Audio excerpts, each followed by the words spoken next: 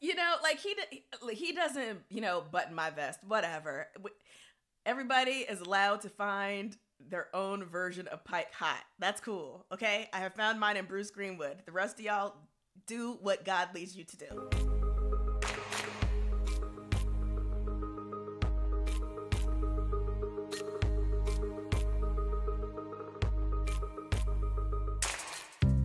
Hello, and welcome to the latest episode of the Star Trek Discovery Recap Freecast. I am your substitute captain today, and helping me run the AV cart is friend of the pod and fellow delusional Star Trek fangirl.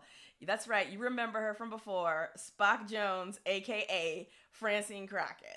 So Anita's going to be back next week. She is not, I repeat, not in a holding somewhere.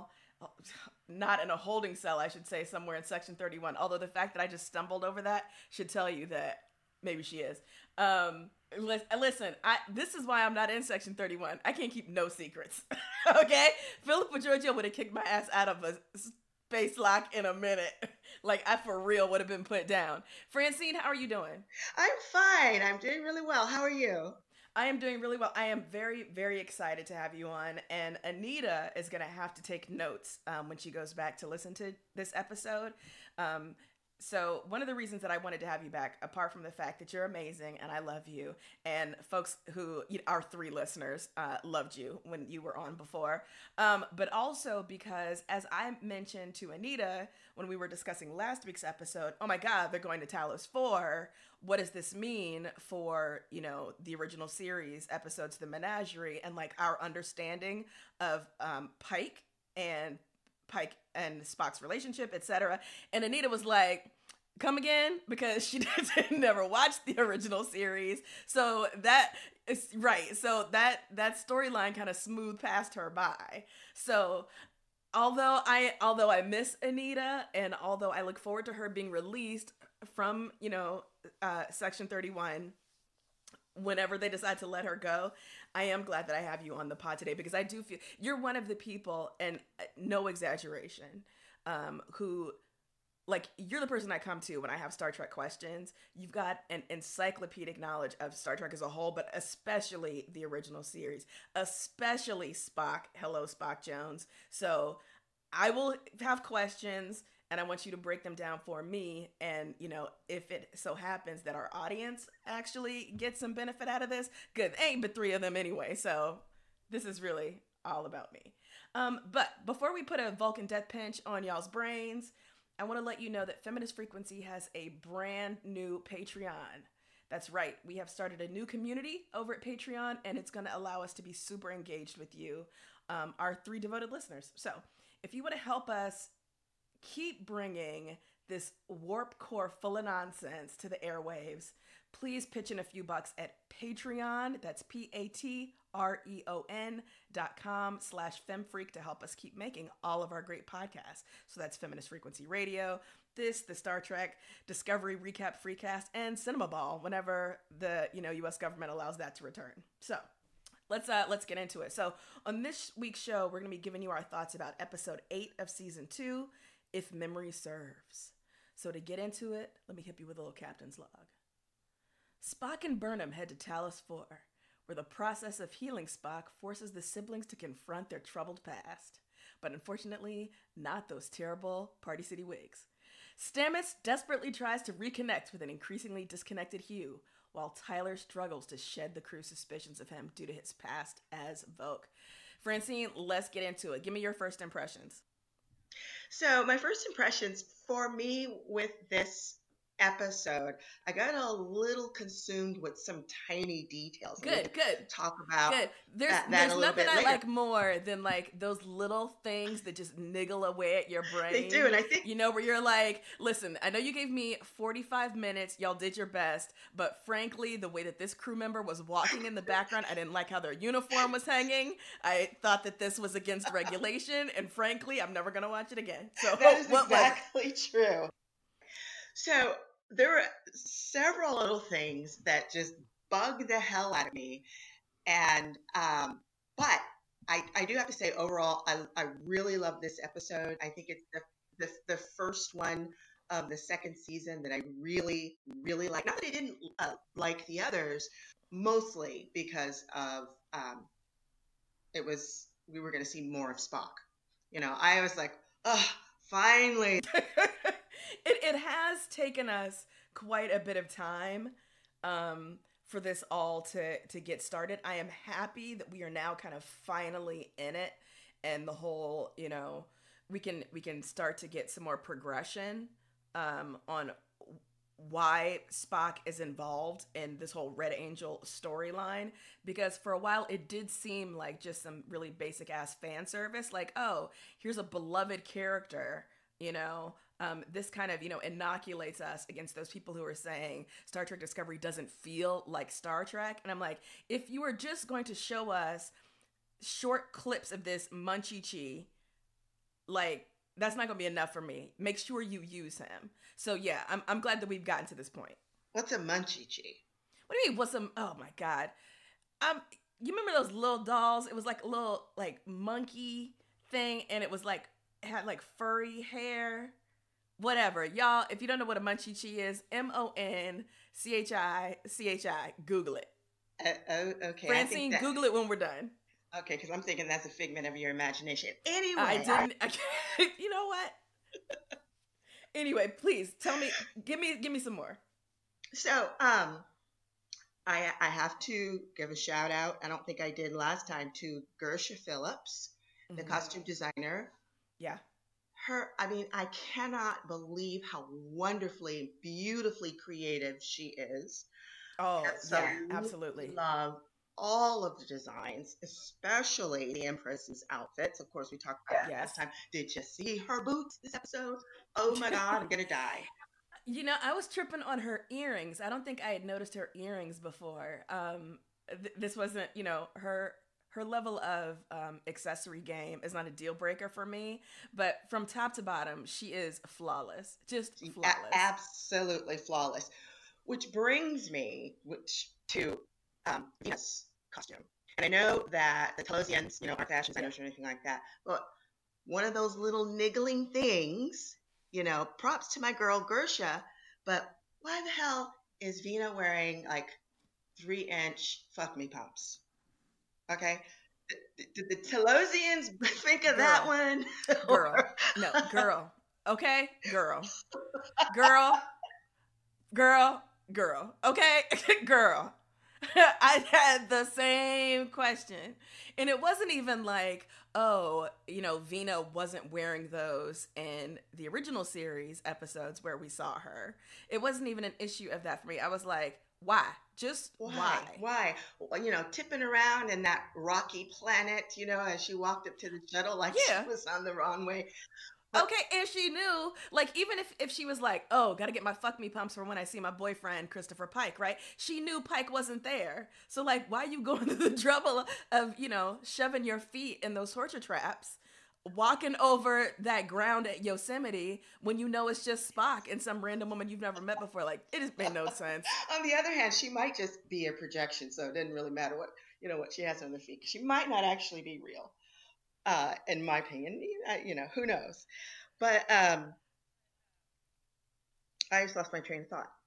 Yeah, because those heels that she was wearing just completely eliminated the ability for rational thought. Like, that took me completely out of the scene when that happened. Although I have to say, like, other than that small moment, which probably no one else cared about, I have to admit, I was pretty pleasantly surprised by the sort of physical incarnation of the Talosians. Yes. In this episode, the version of them that we get in this episode, even though it is naturally different from the version of them that we would have saw in the 60s, it felt organic and smartly done in a way that some of the updates to the alien species in the Star Trek universe have felt very false and inauthentic, and also dismissive of what has come before. I really liked the way the Talosians looked. I also liked the way the the Tellurite Admiral look. Right. Like, I don't think, did he get like I think he got one line Right. or whatever, but I really liked the new version of this. It just made me more angry about the way that they keep jerking around the Klingons. Like, they cannot settle on a fucking morphology from the Klingons that just, it doesn't make me lose my mind. At this point, we just want them to leave them alone. Okay, stop tinkering with the right? Klingons. Let them be Klingons.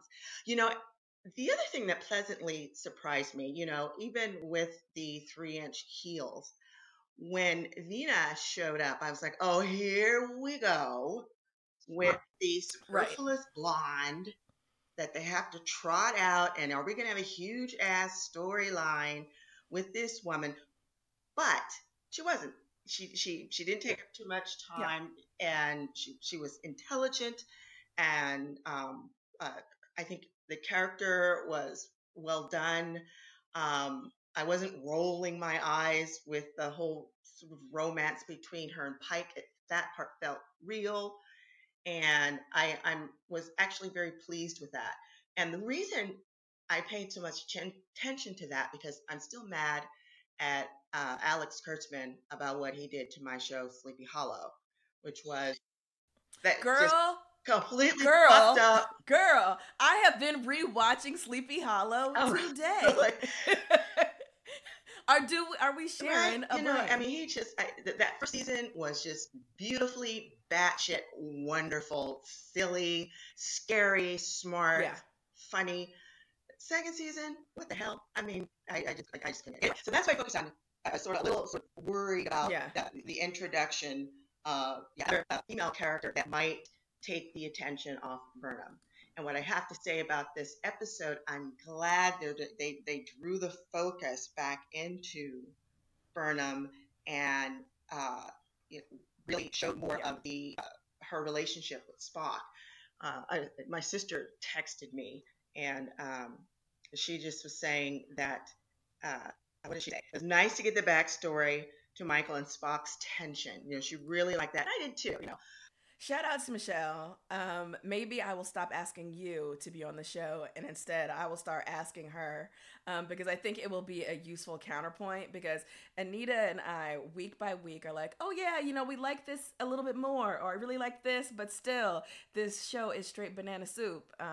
So it would be nice to have another person on, because we had a special guest, Sarah Goulday, on a couple of weeks ago, who also is a big fan of Discovery, and I think people who are not cynical, who are not dead inside, like I am, have been really, like, they opened themselves up to the show, and I am glad that the show is, I think, starting to kind of pay dividends for those audiences who really, took a leap of faith into this show. I want to go back to what you were saying about Vina real quick, and about how her, scenes with Pike felt, real, but they didn't feel as if they were going to, sideline the main action of the episode or of, the season, etc.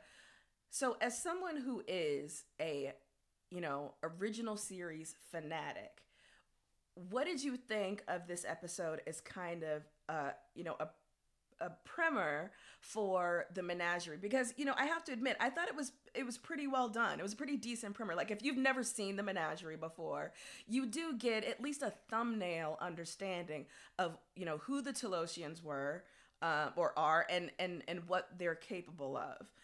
But I don't know that the relationship between Vina and Pike, if I had never seen episodes of the Menagerie before, I don't know that I would have known what was going on with them. Like, who is this? Where did he meet this woman before? Why did he leave her? I think I would have been confused. I don't know. What do you think? Because I've seen the Menagerie, I don't know, a handful of times. You've probably seen it 100 times. So what did you think? So I like you, I thought it was very well done. That tie-in was well done. I'm glad they used original series footage.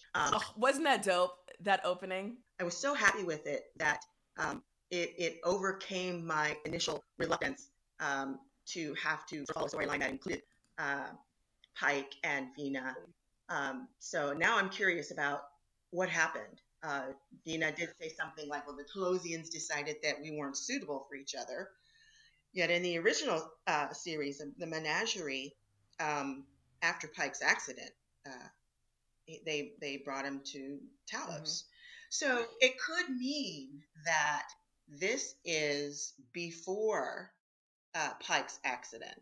Like what we're seeing now is before his accident, and at some point later in the series, you know, he's gonna get all fucked up and then end up back on Talos IV with Vina. So Right. Yeah, I mean, that's what I assume will happen. I have to say that I was confused about the timeline a bit because after last week when the show revealed that Burnham and Spock were going to be going to Talos IV, I was like, okay, so they must be going, given what I assumed about Spock's age and the relationship that, you know, he and Pike seem to have. I thought that this was going to be the first trip to Talos, but of course that wouldn't have worked because then, you know, in the Menagerie, Pike shows no knowledge of having been there. So I should have figured that out. But so I guess they've been to Talos for the first time, and then at some indeterminate point, Pike is going to have his horrible accident and ends up in that Pinewood Derby version of a wheelchair. And then, you know, we'll go back to Talos, you know. Or not, you know. It actually would be pretty interesting if they don't do that. What are they doing with the timeline? What version is this? Is this the, you know, like alpha universe that we know and love? Or is this like, you know, alternate timeline, J.J. Abrams style? What's going to happen? Yeah, I Francine, answer my question. You know, I don't know what's going to happen, but I think this is not an alternate. I don't think it's the Abrams timeline.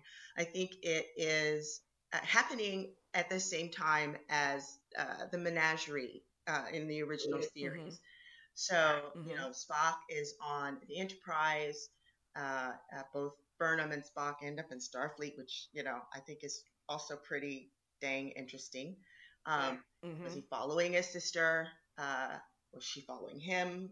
I don't know how long she's been in Starfleet. I don't know. I think at the point where Spock is on the Enterprise with Pike, he'd been in Starfleet, 13 years, I think.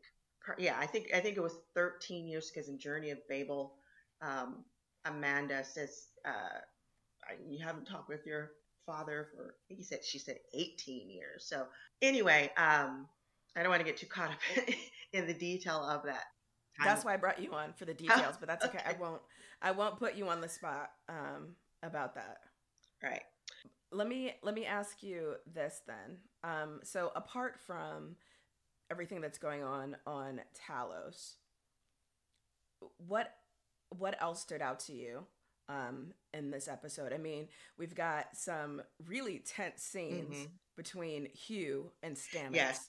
And I have to apologize to the universe because I've been saying I don't want Hugh and Stamets together. I don't like them as a couple. Individually, I have gotten over my bullshit hatred of Paul Stamets. Yes, okay? that is Y'all, bullshit. listen, I've gotten over it. Thank okay? goodness. Like, Stamets can stay. But as a couple, I just wasn't vibing with them. I wanted them to, you know, go be happy with other people. You know, like, there's several hundred people on that ship, y'all. Right. You know? But having said that, I did not want them to break up this way.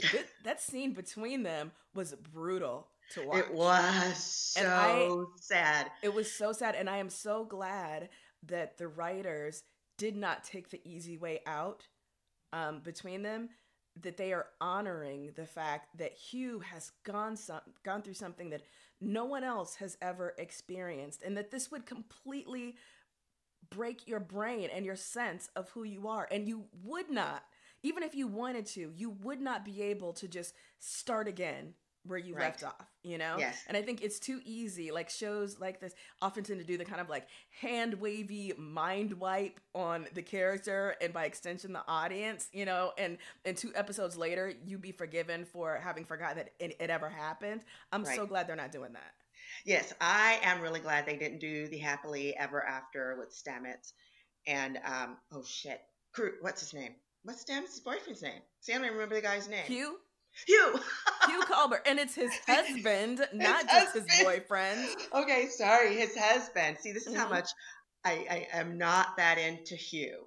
Yeah. But I like him better now though, because he did. I mean, all of his atoms have completely changed. He is absolutely not who he was before. And I'm really, really glad. He was a great doctor. I appreciated his love for Stamets. But it was a little too precious. You know what I'm saying? Their relationship was like, oh, okay. Stop being so. I mean, he was, old Hugh was, put up with a lot of shit from Stamets. And he does, new Hugh actually does bring that up. Out on it. He called him out on it, And he's like, what the fuck is this with this soup and shit? I don't have any connection to this. Right. Right. And that scene with Hugh and Tyler was extremely intense. But I have to admit, I mean, I thought it was a really sexy man fight. Am I the only one? Oh my God, I was like, damn. So that's the end of the show for this week, y'all, because I'm not letting Francine back on ever. Really? No, I thought it was an amazingly choreographed scene. I thought it was awesome. I have to admit though, I was hollering because the fact that Saru and apparently everyone else just let that fight happen, and they were like, no, this needs to happen. Does it? Right. Does it, Saru? Like, this doesn't seem like, I get that, both of them need some catharsis. I don't agree that, allowing them to try and like beat the paint off each other in front of this, in this public space is the best, healthiest way to go about this. Tilly did say, are you sure we should be letting this happen? So, as usual, she's the one with the common sense. Tilly is Thelma in Scooby-Doo. In the end, she's always always right. She's the smart one who's always right. And I love it. I love her so much. She's my best friend. Too. Is she like your best friend from high school? I really. She is someone who, like, as much as she is a genius in her own right, and can often find the secret stores of applied phlebotinum that that the episode needs. Nevertheless, Mary Wiseman as Tilly manages to do something extraordinary, which is center this show that is in all ways so fantastic. She feels so real, and she feels like someone, like, if I were on the Enterprise, if I was managed to, or on Discovery, I'm sorry, if I was on there, even if I was just like the ship's barber or something, right? There's no way I wouldn't be friends with her. I would find a way to be in her orbit because she just is so giving and so open. And the version of like hyper competence we get from her, it so easily could have tipped into a really kind of like twee and annoying, precocious kid. Kind of portrayal. But instead, we have this wonderfully human woman, who's allowed to make mistakes and who's allowed to be scared, but also allowed to be silly and excited. And I love that. One of the things that Anita, she's been trying to convince me to like this new version of Pike, and I'm like, sorry, listen, I got Jeffrey Hunter and Bruce Greenwood. That's all my heart has space for. But she's like, no, one of the things that she loves about this Pike, and I have to admit, she's right. This season is showing us a model of leadership via Pike, wherein he is interested in who his crew members are. And he listens to them. And he allows them to change his mind. And so the way that he does that with characters like Tilly, I do have to admit, it's something that we don't often get to see. Like, he's the opposite of a blowhard, and I really appreciate it. He's the absolute opposite of Lorca. So I think that contrast is pretty interesting. But getting back to Tilly and the humanity that she brings, there's all this shiny technology and and Mm-hmm. cybernetic beings and really cool looking aliens, and here you have this slightly dizzy, brilliant redhead, who just anchors and centers the whole thing. Yeah. And I just can't say enough about how much I like her. But getting back to Pike, I complained last time about how sort of shiny he was. He's just sort of plastic man, but you're right. I mean, they are showing, he is the epitome of Starfleet, and I Mm-hmm. can appreciate that. I can really appreciate that. And like I said, he's lovely to look at. I guess, like he doesn't, button my vest, whatever. Everybody is allowed to find their own version of Pike hot. That's cool. Okay. I have found mine in Bruce Greenwood. The rest of y'all do what God leads you to No, do. no. There's a difference between pretty, because he's very pretty, and there's a Mm-hmm. difference between pretty, and there's a difference between like beauty. So you know, Mm-hmm. Discovery Pike is very pretty. Um, I worry that there's not a whole lot of depth there, but Yeah. with Pike Prime and Pike 2.0, we have and Bruce Greenwood, we've got these two men who have some depth, and not Mm-hmm. only attractive but sexy too, you know. Yeah. And I'm thinking that this Pike doesn't have that same sort of sex appeal, as pretty as he is. It's almost like Kirk and Spock. Kirk, Mm-hmm. was attractive and athletic and smart, but guys like that, these sort of muscle-headed golden boys are a dime a dozen.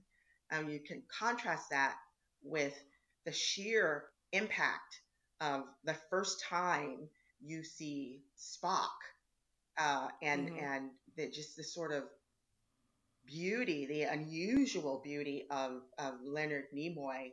That's sort of how I feel about, Mm-hmm. this Pike and Bruce Greenwood.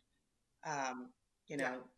Bruce Greenwood is just, oh gosh. Anyway, going off on a tangent. Yes and no, because I think one of the things that I've been really wrestling with as I have watched Discovery is what kind of captain or leader I really am looking for, and being honest with myself. Our assumptions about what leadership should look like, our desires for certain models of authority, like those things don't arise in a vacuum, right? I am a product of, my socialization as a Black woman, as all of these things, right? So I am drawn to captains like Picard, for instance, or the version of Pike that we get in the J.J. Abrams movies. And say what you will about those movies. I happen to enjoy a couple of them. I didn't love them all, but whatever. But Pike, or Bruce Greenwood as Pike, gives us a Pike who has some Yes. gravitas and some weight, and as you suggest, some depth, Hmm. right? And there's a way in which they convey the breadth of their experience and what it has cost Right. them to attain that Yeah. experience. And I just have not yet gotten that from this Pike. Although he is definitely growing Hmm. on me, but I'm not getting something from him where I think, if we were in a Black Alert, Right.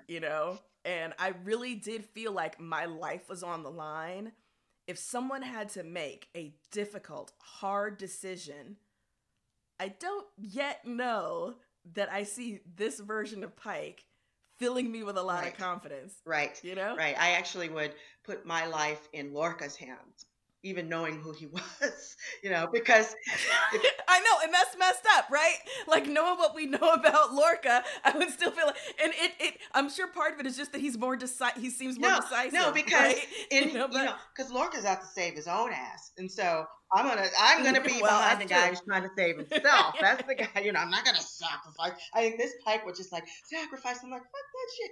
Lorca, come save me. So Yeah. Well, when Pike, after they've beamed Spock and Burnham on board, and they realize they're essentially like, going off piste, and they're going to be hunted down by every spare ship in Starfleet, and Pike gets up there and says like, "Listen, I can't make this decision for you," and Detmer is like, "Just give us the heading, sir," and of course, and then all the bridge crew are like, "Yeah, we're in it." It was a lovely moment and a lovely thought, but I didn't buy it. I didn't buy it, because I was like, I just don't feel like they've gelled enough under Pike as a captain for me to truly go there with them. And then, of course, the salty part of me was also thinking, okay, so you pulled the bridge crew. What about everybody else on board? Are they also like, hello? Like, can we get a little democracy up in this piece? I know that's not how it works, but I did not sign up to go on space. Well, I think that they did it for Burnham more than they did it for Pike. So I think they rally around that makes sense. Burnham and by extension Spock, because he's her brother. So let's talk about Spock a little bit. Okay, first let's talk about baby Spock, young Spock. How that little kid is so adorable. I want to put him in a pocket. Those cheeks, that little mouth. My God, he just looks like a little puppy, and I just want to squeeze him. I wanted to pat his head and give him a hug when baby Burnham is telling him like, I don't want you here. Stop following me. The look on his little Vulcan baby face. It was too much. It was too much. Poor Boo. Oh, he was very cute and a good actor. That kid is a very good actor. Yeah. Now, what did you think about the reveal of like the inciting incident? What did you think about how that played out and the way the characters dealt with it? I thought. Let me think. You're talking about how Burnham separated herself from Spock when they were children. Is that what you're asking? Yeah. So the Talosians say like, we want to know what it was. What was the thing that occurred between you and your brother? We want to see it, right? Like, you need to relive this pain. And of course, this is the thing that they've been dancing around all season. Like, what exactly could it have been that would make Spock, so angry or so unwilling to even talk to Burnham now? I mean, I was like, oh my gosh, that's so sad. How could she say that? Oh my God, that cute little boy. Even she admits that she should have found a different way to do it. I just don't think it was necessary for her to just rip away everything. What she did was put a huge emotional exclamation point on all the things that Spock hated about himself as a child. And maybe she did it to save his life, but I think that I don't know what I would have done. But I again, sometimes this show, right, and sometimes these moments seem like they're few and far between, but sometimes this show can be so smart, so emotionally smart, and just like they don't allow us to have a kind of easy resolution to Hugh's storyline, they also don't allow us a kind of pat resolution to what has gone on between Spock and Burnham. So Spock says, Burnham apologizes and he says, I knew what you were doing, like I figured it out. I see what you did. But we see also that knowing intellectually what has happened and the reasons why someone has behaved badly towards you doesn't mean that you don't feel what you felt. And also, she apologizes to him, and crucially, he doesn't say, I forgive you. Like, when you apologize to someone and when you ask for forgiveness, the person that you have hurt does not owe you that forgiveness, nor do you have a right to demand it. And I think that is something that we are really uncomfortable with, the idea that if I apologize, it should be over. We should be fixed now. And they are not fixed. And we don't, in fact, know how this is going to resolve. I've brought up before, Spock didn't never ever bring up Burnham in any timeline that I'm familiar with. We didn't know he had a sister. So it could be that after this, after season 2, he's like, see ya. It's been good. Right? Right? I'm going to be at home on Thanksgiving. You get Christmas. Don't want to be there at the same time as you. So let's get our calendar straight. But I thought that was I was like, yo, that's because, to have some sort of Wonder Twins unite moment on there where they fall into each other's arms would have been so false, so inauthentic, and, just a betrayal of how we actually process things. Because, as adults, we can look back on, moments when, our siblings, our friends, our parents, whatever, hurt us, and maybe they meant to, maybe they didn't, we can know what led up to that, but that doesn't erase what we felt in the moment. Oh, yes. And it was absolutely horribly painful for Spock. Mm-hmm. And what did he say? Something like, well, I about regret. He said something about regret, and it was really cutting. Yeah. I wish I could remember what the exact line was. I didn't write it down in my notes. But yeah, I am glad that they didn't do the whole brother and sister Wonder Twins. We're back together, high five. We're all cool now. Let's go save the universe. So there's going to be some. I don't know. There's going to be a lot of work that Burnham's going to have to do, and I'm glad. Again, I'm glad they're not making her a superhero. She's very flawed. She fucked up in the first season, started war, got a bunch of people killed, and right, as you do, basically the best person in the world who was in the universe who's Spock, in my opinion. She just fucked him up, his entire childhood, and just threw a huge stone in the pool of his development, and so. But again, you could look at it and say. Yeah. We would not have Spock that we have if it wasn't for that. So, speaking of Spock, what do you think? I know what I think of Ethan Peck as Spock. What do you think? I don't know yet. Okay. I don't know why I preface these statements of mine like our 3 listeners don't already know that I'm trash. His facial hair bothers me, and I find it very distracting. His whole hair situation I find very distracting. If they could just cut it back a little bit and I could actually see more of his face, I feel as if I'd be able to get more of a read. I really like his voice, and because he actually got to deliver, more lines this episode, I was like, yeah, okay, I'm going with this. And, as we both mentioned, on the whole, I really enjoyed this episode. We haven't been given enough for me, though, to attach kind of my emotional power core to him as Spock, though, yet. So, I don't know. What do you think? I am so completely, utterly head over heels in love with this Spock. The thing, you have to remember, the thing about the hair, he was in an insane asylum for 8 months or something like that.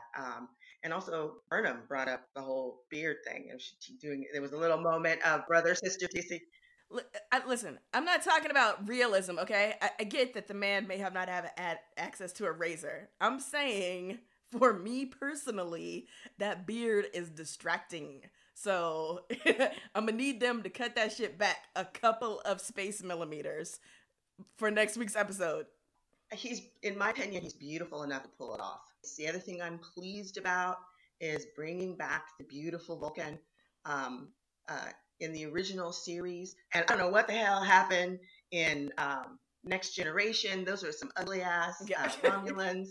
And then in Enterprise, those, the big, thick, Frankenstein brow, stop trying to make people look like, Leonard Nimoy. Yes, he had very strong features, but he was also very beautiful. And if you go back to the original series, to Paul, to Pal, to Pring, Spock, Sark, Yeah. all just really beautiful.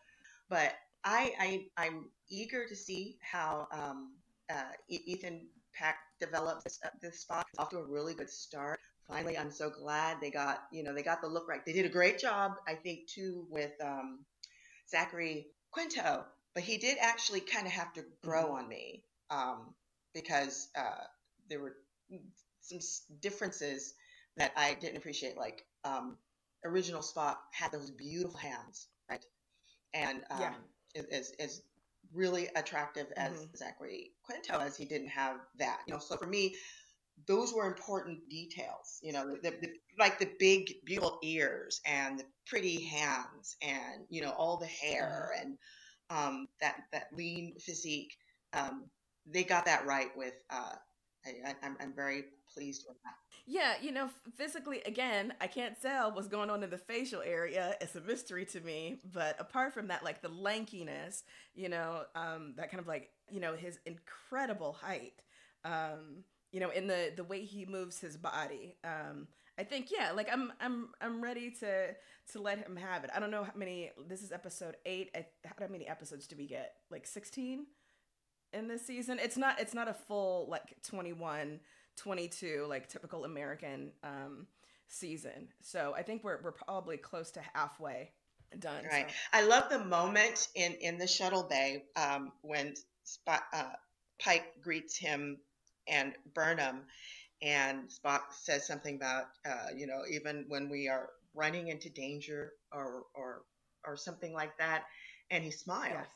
Yeah. And that's a mirror of what happened on Talos IV.